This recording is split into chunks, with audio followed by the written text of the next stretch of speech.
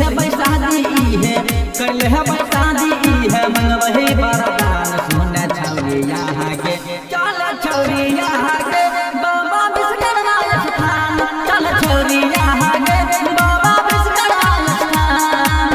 कर ले है बैसादी है कर ले है बैसादी है मंगवही बरदान चल छौरी यहाँ के चल छौरी यहाँ के बाबा विश्वकर्मा स्थान चल छौरी यहाँ के बाबा विश्वकर्मा स्थान म्यूजिक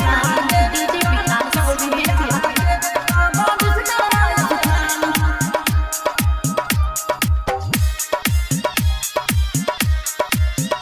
बाबा विश्वकर्मा स्थान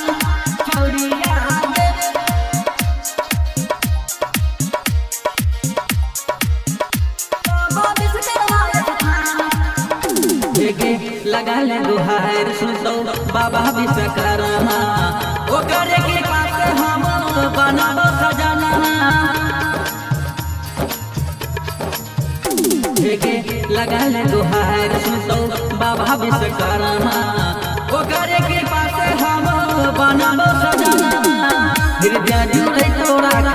हृदय जुड़े तो राख बाबा के ध्यान सुन छौरी यहाँ के चल छौरी यहाँ के बाबा विश्वकर्मा स्थान चल छौरी यहाँ के बाबा विश्वकर्मा स्थान म्यूजिक डीजे विकास बाबा विश्वकर्मा स्थान presented by ABS Entertainment बाबा विश्वकर्मा स्थान छौरी यहाँ के बाबा विश्वकर्मा स्थान देखे 17 सितंबर सित चमक चम चम चम चलन बाबू हमार अजय सितार संग देखे 17 सितंबर सित